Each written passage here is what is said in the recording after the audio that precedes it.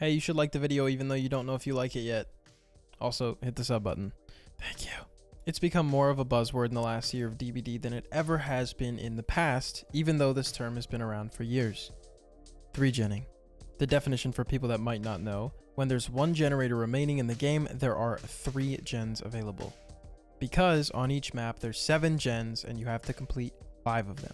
The term 3gen is simply a neutral term to describe that the last 3 gens are in very close proximity to each other. But you can branch off that term into the term holding a 3gen or 3gen killer. You might have heard Skull Merchant have a nickname called 3gen Merchant. I fucking hate that killer with everything in. To hold a 3gen is to find 3 gens in close proximity at the very beginning of the game as killer. And instead of taking chases and downing survivors and hooking them, you simply hold those 3 gens as close as you can. Killers do this in an effort to hold the game hostage by holding those 3 gens until the survivors either give up or die. Now that we got the basics out in the first minute, let's talk about why this term has actually been blatantly misused for the past couple months, as well as overused in the wrong situations. Now, is a killer holding a 3gen a real thing? Yes. Is there a counter to it? Not really. The counter to a 3gen is spacing the gens you repair out, but if you're solo queuing, you can't really patrol every gen people are doing. And if the killer's legitimately holding a 3gen, you can't really do the gens because the killer's just going to swat you off of it. Even perks like potential energy aren't going to work in solo queue because it's only like 15%. Maybe it's 25 on potential energy. Honestly, I'm not sure. I don't really bring gen perks if I'm going to be honest. So in theory, there is a counter to 3genning if the 3genning happens naturally. But like I just said, if the killer's forcing a 3gen by holding it, there is no counter. It's not like distracting the killer off a face camp so he swings at someone else and then someone else unhooks. You can't do that for a 90-second generator. The killer's always going to come back. So why'd the term become so much more popular recently, especially on social media? That would be the gen kick meta. The gen kick meta ended like 2 months ago, so I'm sure all of you still remember the fresh trauma in your head of 4 gen kick killers. For people that don't know, the gen kick meta was Overcharge, Call of Brine, also known as Overbrine because it was so common to stack, Eruption, which at the time was the most busted perk in the game, no debate there, and then the newer perk from the Knight, Nowhere to Hide, which is what sparked this whole 3gen controversy. Or some people might bring Brutal Strength to make gen kicking faster, or bring Pop Goes the Weasel for an extra kick, even though it's really not as strong as the other gen kicks mentioned. So let's go back. Why did I say Nowhere to Hide and Knight were the reason this gen kick controversy spiced up a little bit? The release of Knight was incredibly controversial, even before his release in the PTB. And the discussion of Nowhere to Hide, everyone knew that that perk was going to be extremely busted the second it came out. However, not for the reason you might think. Nowhere to Hide, when it first leaked, was not a big deal, because everyone assumed that the aura reading would happen from the generator. Meaning you kick the generator and then everyone within 24 meters of the generator would be revealed. But that's not the case. When you kick a gen with Nowhere to Hide, it reveals 24 meters from the killer's location for 5 seconds, not the generator's location. This doesn't seem strong in theory until you throw it on someone like Nurse or Blight, who's already a busted killer and now can reveal 24 meters around them for 5 seconds while using their movement mechanic. Essentially, the killer becomes a giant sonar beacon. Did this make gen kicks stronger? No. But did it give yet another reward for kicking a gen? Yes. Gen kicking was already a problem before this. But, thanks to behavior being completely blind to their own game's issues, the release of Nowhere to Hide made the gen kick meta even stronger, as well as incentivized kicking gens more than ever. Because at that time, you could now reveal as much of the map as you wanted depending on who you're playing. You could see people doing skill checks on generators with Call of Brine. You could have a really difficult skill check immediately with Overcharge, and you could have insane amounts of regression when you stack them all together. Not to mention Eruption, making survivors completely useless due to its incapacitation effect. Everyone can agree that this meta created the most unfun, stale, mind-numbing gameplay on both sides.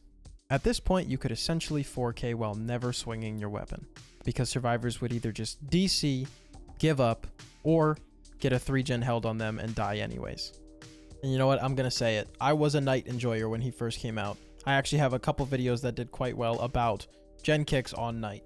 A lot of people forget I play a whole ton of killer. Overall, I actually think I enjoy it more.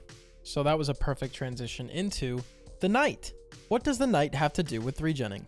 The Knight was the first killer, at least in my experience, the Knight was the first killer that I had seen be called a 3gen killer before he even got to release. I'd obviously seen killers get called 3gen killers in the past, but the Knight was being called a 3gen killer just when his power leaked, before it was even seen by others. And yes, upon release, the Knight was very, very efficient at holding 3gens. And thanks to his kit, it was also very easy to have full map control. What blows my mind is a lot of people called the Knight underpowered on release, which caused him to get a little buff. That made no sense to me. The Knight is not a weak killer. You just don't know how to play him. I have my longest win streak on any killer with the Knight. However, as we talked about in the past, never underestimate a DBD player's need to make sure everyone else has no fun. In this case, people would play Knight, hold a 3gen from the start of the game, send their little guards out when someone got on one of the gens, and it was brutal. The longest game I remember playing myself was over 50 minutes long. 50 minutes. It was on RPD, and I was actually queued with others while playing it, and we still could not counter the 3gen. And if you're wondering why I didn't DC from that game and endured all that pain, I saved my DCs for Legion. Alright, no more tangents. We know now that Knight was labeled a 3gen killer when he came out. In fact, before he even came out. Now, who came out after that? The Skull Merchant. The Skull Merchant is the face of 3genning now. She literally could be on a billboard with the words 3gen. I won't name any names, but there's one very specific Skull Merchant main that swore Skull Merchant had more to offer and then proceeded to face camp. Wow, guess what? Holding a 3gen. In their defense, when they stream, this person doesn't hold 3gens and tries to play Skull Merchant in a more effective way. However, when off stream, this person was very clearly holding 3gens as well as face camping. Pardon the immaturity, but I just find that quite funny. To the killers and survivors out there, please don't take that seriously. I don't care if you BM. It's honestly just a part of video games. BMing is going to exist in every single video game. Does it bother me? Absolutely. But guess what? I can also just get off the game if it bothers me that bad. I don't really need to explain much about Skull Merchant. Maybe for the casuals out there, if you don't know, Skull Merchant can just put up drones around generators and then patrol those generators from her little phone in her hand to see if anyone's on them. If these people keep doing these generators and don't leave the zone, then they're exposed. Not only are they exposed, but their killer instinct is shown to the killer as well. And again, this is base kit. Skull Merchant has some gross add-ons that makes this even easier. I'm just talking about base kit. So obviously, for very correct reasons, Skull Merchant was labeled a 3gen killer. However, now I want to talk about why the term 3gen killer is being blatantly misused now. 3gen killers are specifically killers that thrive at 3gens while not being able to do much else. Like I said, Skull Merchant is the perfect example. And before I get some comments, I know I'm going to get if this hits the wrong audience, like Skull Merchant is so good, she's so much better than just holding a 3gen or whatever. Go to Skull Merchant's tome. Her first challenge is to put drones around generators. Even Behavior themselves, for once, knows that Skull Merchant is only good for holding 3gens. Otherwise, they would have been like, throw up a drone in chase and expose a survivor 3 times in one trial or something like that. But guess what? Drones in chase don't do anything. They push survivors out of a tile. That's about it. But guess what? If there's a connecting tile, the drone means absolutely nothing. Sorry, I'm going down the rabbit hole of why I hate Skull Merchant. Anyways, why is the term 3gen killer being so misused now? I have seen Demo called a 3gen killer. I've seen Dredge called a 3gen killer. I have seen Trapper called a 3gen killer now. And this is why, as I always say, I hate Dead by Daylight Twitter. They get angry at stuff that literally does not exist.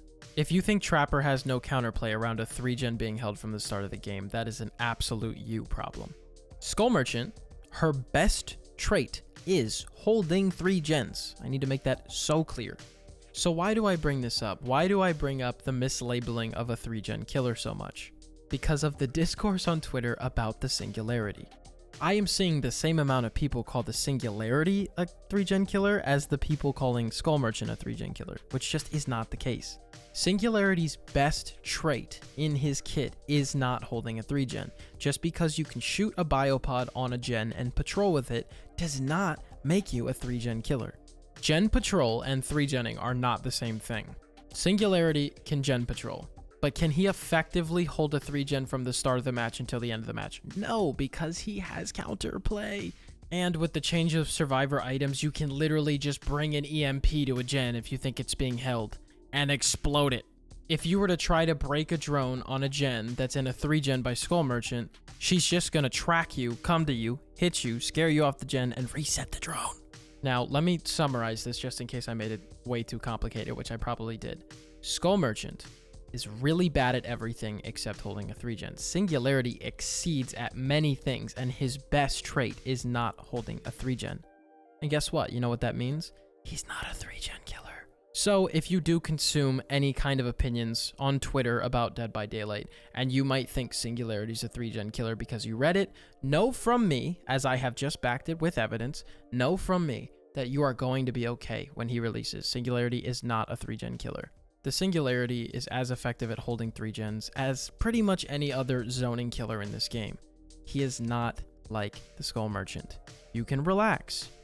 Anyways, this killer looks like a ton of fun. I'm super excited for him to release. I think this was a super solid chapter, except the map design. But comment down below what you think about him, and I'll see you in the next video.